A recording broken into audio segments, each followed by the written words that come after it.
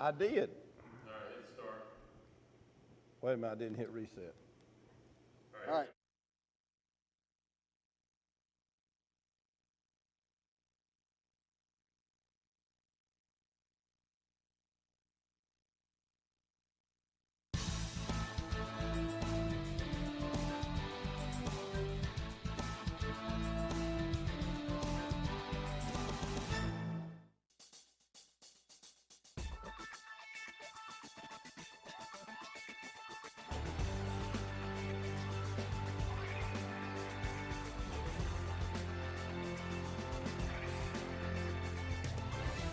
Ladies and gentlemen, let's get ready to rumble!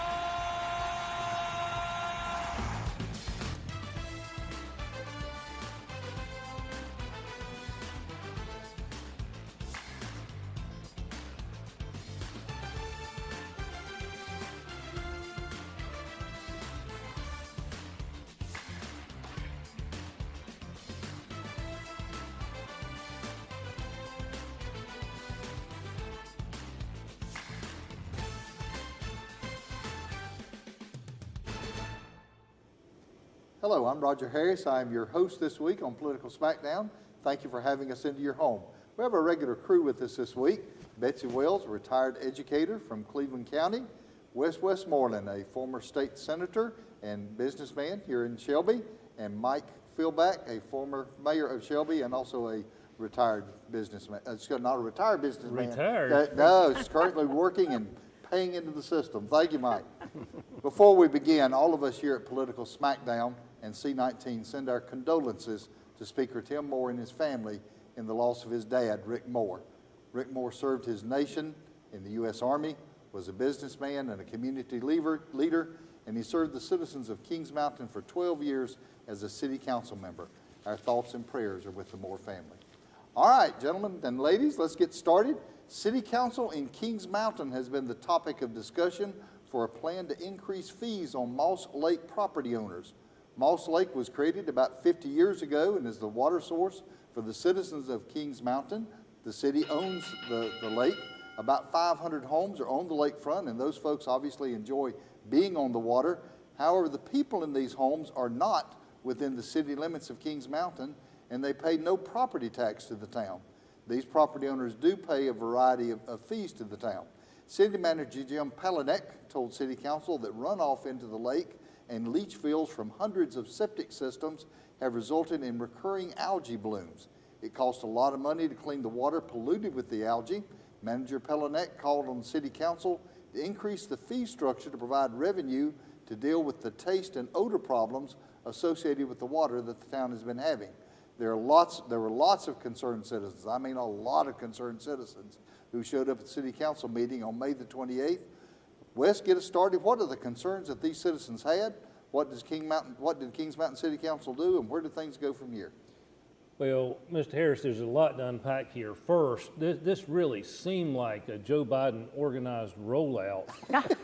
It was sloppy at best, starting with a misleading video some weeks ago, no notice to property holders, and a poor explanation of the need for the increases. And based on the statements presented by two experts at the meeting Tuesday evening, much of the city's position was simply not factual, leaving the impression that this was about adding money to the city's general fund, not about proper lake management, which is way behind. In the video, the manager went to great lengths to explain how property owners, through their septic systems and runoff, were contributing to the degradation of the water quality, which does not match the scientific studies that have been done. Then in the budget recommendation, using monies collected from these increases in part to rebuild a beach area. Now, Mr. Harris, think about that. The city's position is the lake is polluted, but they're going to use the money to build a beach for your children to play in the polluted water. It makes no sense. One item that's a big change, I think, that needs to be noted is the lease fee, and I use that term loosely. Even though property owners own and pay property taxes on the property all the way to the lakefront, the city claims to own 8 feet above the water line, and then the city charges a lease fee for anyone who has improvements or access to the lake. no issue with that beyond the obvious. However, this plan will nearly double the lease fee, and it will apply to all properties except Kleinstead and the city-owned properties, including nearly 200 undeveloped properties. That makes no sense to me. And to undeveloped properties, for folks that may not know what that term means. There's no access, or it's a property that has no building on it. And while I think everyone agrees the rates need to increase with inflation, it seems the staff should have done a bit more homework and been a bit more forthright with the public. Seems council members were sort of left standing on an island here, and I think they handled this the best way they could in the moment. I guess the good news is that the elected officials now have a better understanding of the ongoing maintenance needs at the lake and appear willing to address them. I hope they follow through on the promise of an immediate review of these increases, and particularly with the mitigation of the silt fill that is the primary cause of the decrease of water quality. Right, and a lot of the speakers spoke as much about the cleanliness of the lake as much as they did the fees when they appeared before council. Yes. Mike, what are your views? Well, I watched most all of that meeting. It took a couple hours. That was a pretty long meeting. And I've had people to tell me there may have been as many, if you count the ones that had to stand outside, as 400 or 500 That's people what I've there. heard, yeah. A lot of people did show up. So I think that they last raised those fees in 2018 when my wife's mom was still living and had a waterfront lot that Patty and I have since sold following her leaving us to go to heaven.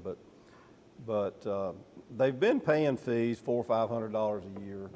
I will say that Jay Rhodes made a motion that passed that amended what the city manager wanted to do. We have people out there that spend as much as $20,000 putting irrigation systems in and have always paid like $75 a year for the irrigation right. And they're using raw water. One of the misnomers in what was said about what the fee's going to is a lot of difference between using basically dirty water in your pump and using clean city water in town where you have an irrigation meter. But they went to $685 for that, but the manager was going to cut it out. He wasn't going to allow irrigation, and here you have people, I bet 100 of those 500 have actual irrigation systems in ground. I don't know, but I wouldn't be surprised if it's that many. But at any rate, that did get amended to bring it back, and I think Jay Rhodes cut the overall impact somewhere between a quarter and a third in his motion, as far as it's not as much as the manager wanted. But I want to talk about a more philosophical issue related to this. Some 20-some years ago, when Debbie Clary was the queen of the North Carolina House delegation here, Kings Mountain wanted to annex the lake. And the biggest reason that Debbie and Andy, it's a shame he's not here to talk about it, and John Weatherly was basically going to let them do it, but Debbie and Andy wouldn't. And they created this Moss Lake Authority and got it kind of resolved, and they did not let them annex the lake because it would have taxed by the city of Kings Mountain the seawalls and the book docks, which are below what's called the 740 level, I believe. Anything below 740 feet above sea level, Kings Mountain owns around the edge of the lake.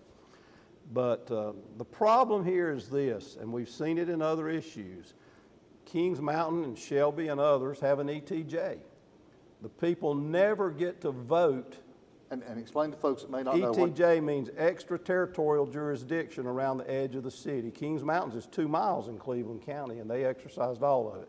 Shelby's is around a mile. Shelby never exercised the 2 miles because there was a countywide zoning ordinance passed. That happened when I was serving. But those people in ETJ, unless you annex them, never have any say-so in their land use over the people who say what their land use can be. Well, Kings Mountain has a second problem. They own a lake that's well outside even the ETJ of Kings Mountain, and they control the fee structure, the charges, what happens and don't, and the people who are being impacted basically have taxation without representation on an ongoing basis. Wes, at least when we annexed people, the next year they could vote us out.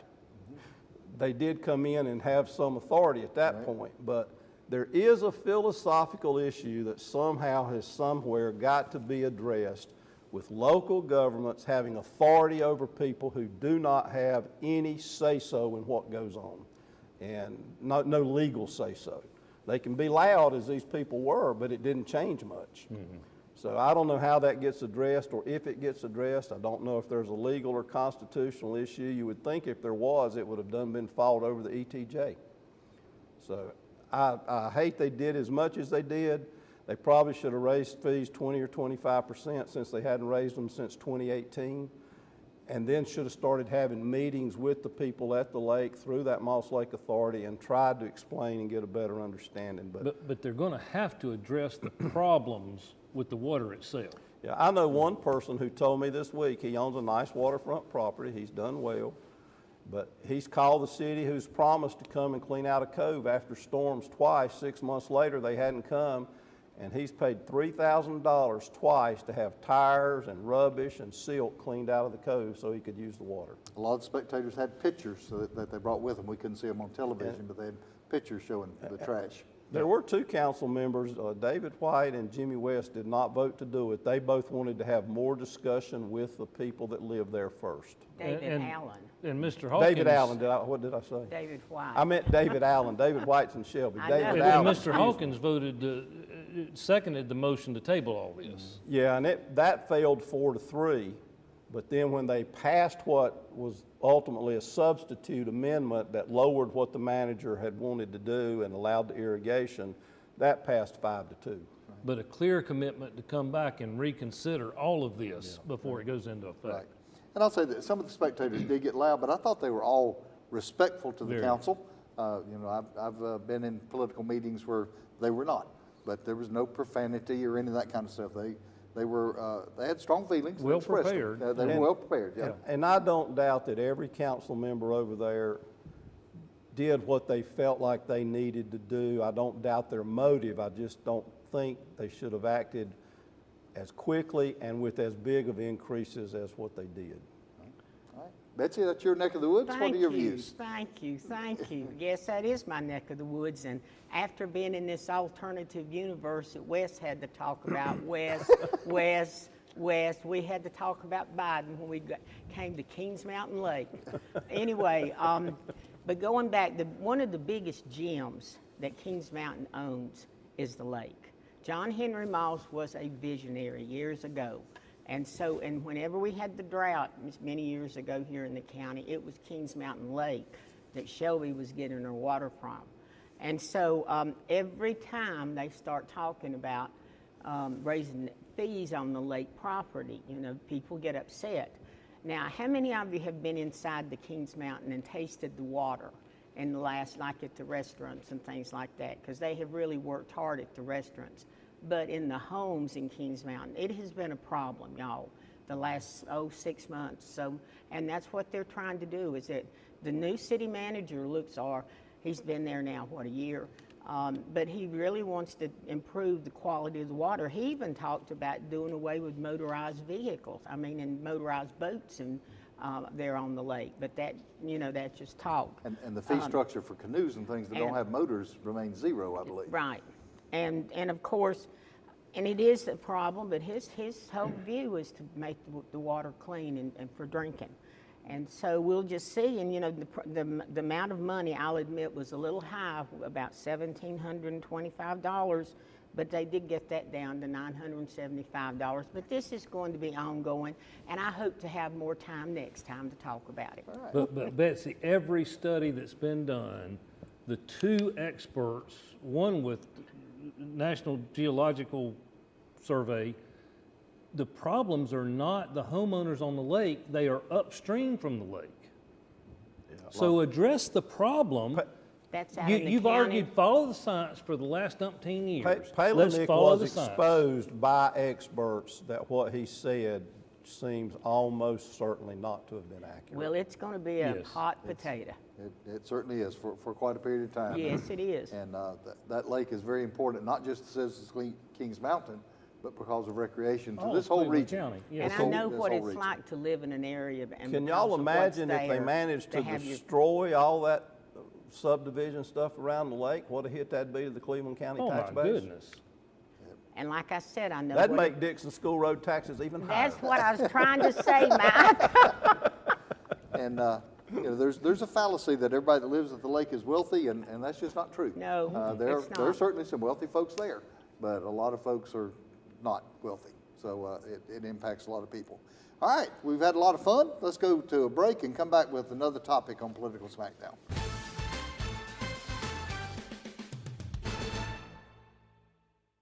Tune in to Senior Moments here on C19 TV. I am Jackie Sibley Newton with Terabella Assisted Living.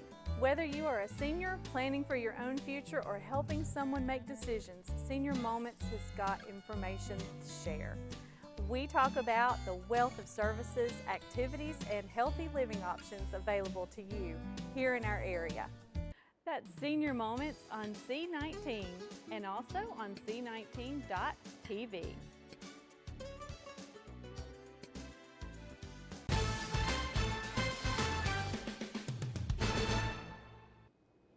Welcome back. Well, Mike, here we go again. The North Carolina budget appears to be stalled in the state Senate. Senate Republican leader Phil Berger says that the House Republicans put too much pork in the plan. Senator Berger says that Tim Moore and House Republicans want to spend $1 billion, that's B as in Bravo, $1 billion from reserves on local earmarks, and he thinks that is unwise. Speaker Moore actually spoke about this at the legislative breakfast held at the LeGrand Center last week. Speaker said that the state revenue is several $100 million less than what they expected earlier this year. So Mike, has the whole train wrecked now, or is there room for resolution? Where does this leave teachers and other state employees who were hoping for a salary COLA? Well, Wes, the thing I noted was the first time since the Republicans took the House and the Senate that I've heard a Republican call pork pork. When Berger said that. It was Talking always about- pork when the Democrats were handing it But out. it's only But it's pork in when the it's somebody house. else's county. In the other house. But no, the train hadn't wrecked, but they did have about a $400 million less revenue surplus than they thought they were going to have, from 1.4 something to about $1 billion. But Berger did say the House wanted to take $1 billion from reserves and spend it on local projects, and he just doesn't think that's wise, and he's probably somewhat correct, whether we like it or not here in Cleveland County, because we still need more pork. But, you know, we do have a budget for 2 years. The teachers will get whatever raise was in the second year, and the state employees, regardless of whether they do anything. I don't think they'll do it by June 30th now, especially with the passing of Rick Moore, which basically shut the legislature down this week for the speaker to be home, and a lot of people came to that. But I just raised one little issue. You know, last year Berger didn't get something because the House wouldn't give it to him. The casinos. The That's right. casinos. Had one casino in his Those district. casinos. So I wonder if we'd all be surprised if it shows up, they get part of their pork, and he gets casinos before it's said and done. I wondered about that too, You don't Mike. think Berger would do that, do you, Wes? There's a television program called Let's Make a Deal. Is that it? Betsy, what are your views? Well, I wondered, and I was so excited about having all this extra money, and then we have less than what was expected. But I still think that there's money in there for COLAs, or at least a bonus for retirees. Also, I'm not wild, you know, about giving more money to those voucher, those opportunity scholarships, but I know that Berger and the speaker want that. But I just think they ought to give more money to public schools. Always more money, Mr. Harris. Yes, sir. That's Wes? right. Well, that there's a surplus means that taxes are too high by definition. So yet again, under Republican leadership, tax cuts have proven to increase revenue, just as the Trump tax cuts increased federal revenue. Hold the presses. Wes says something nice about Trump. I didn't say anything nice about Trump. I said tax cuts. It's Art But Laffer. Wes, who got those tax cuts from Trump? It was the very wealthy. No, It no, no, wasn't. no, I got it. ma'am. No, we'll argue that later. But Andy Yeah, and I we got it will. on our LLCs. Today, over the past decade of Republican leadership, we're discussing how to spend the windfall of revenue this year, which will be around $1 billion. Isn't that a contrast to what we've seen under Democrat tax increases with no surpluses? Mr. Harris, I think they'll work it out, and Cleveland County's been a significant recipient of pork. The only time people complain about the pork is when it goes somewhere else. That said, I would prefer a rebate and another round of tax cuts. Nevertheless, I think we're going to have a fairly quick resolution and a fairly short session to resolve all this. I hope so. And part of this also is money that comes from the federal government, thanks to the Biden administration. That has nothing to do with what we're talking Well, about in the that's- budget. Well, yeah, of course, money right. is money. And to Mr. Moore's credit, we have received our Yes, we share of have. pork in the Absolutely. last 2 or 3 years. And I wondered what was in the new budget. All right, let's move on to another topic. We like seeing Ronald Acuna in a Braves uniform, at least when he's not hurt, but it would be wrong for an umpire to wear a Braves uniform. We expect a baseball umpire to be unbiased and base his call on facts and not preconceived opinions. That is true 1,000-fold for a U.S. Supreme Court justice.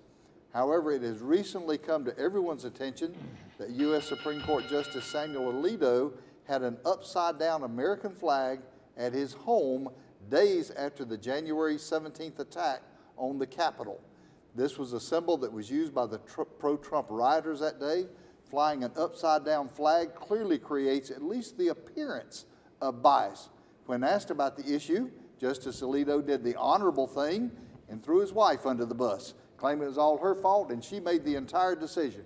Betsy, I guess he does believe in a woman's right to choose sometimes. At this one time. There have been calls for Justice Alito to recuse himself from cases related to the 2020 election and the 2021 insurrection. Justice Alito says he's not going to do that.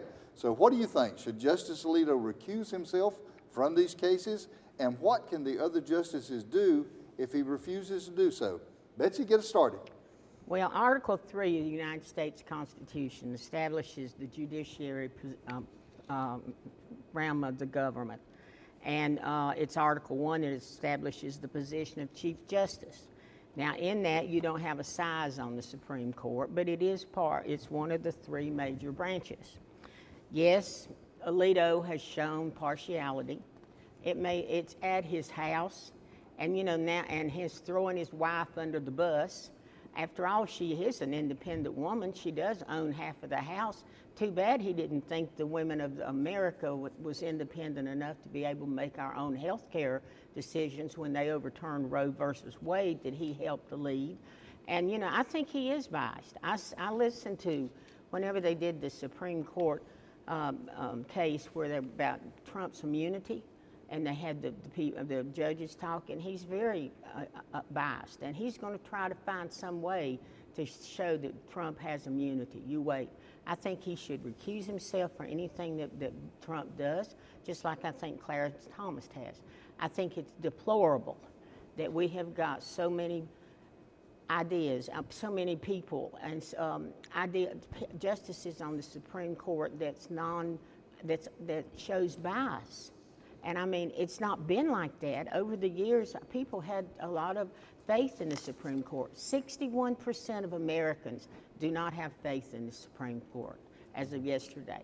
And I just think that he should, but no, he's going to be arrogant. Just say, it's my wife's fault. She can fly the flag if she wants to. I personally don't like flags. That was talk about in your face. I think he's showing bias, and he should. Of course, Republicans disagree, but I think he should. Thank you. Mike, I suspect you have a different view. Well, to start with, he has said the day before we are taping, I think, that he will not recuse himself.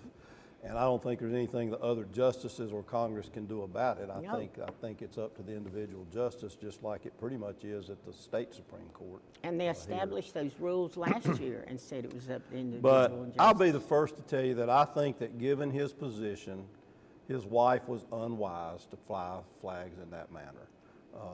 That doesn't mean she doesn't have a constitutional right, as he does, to have a protest. You don't lose your constitutional rights because you're a justice, but I do think you have to be more careful if you're in any place of authority, especially if you're a judge.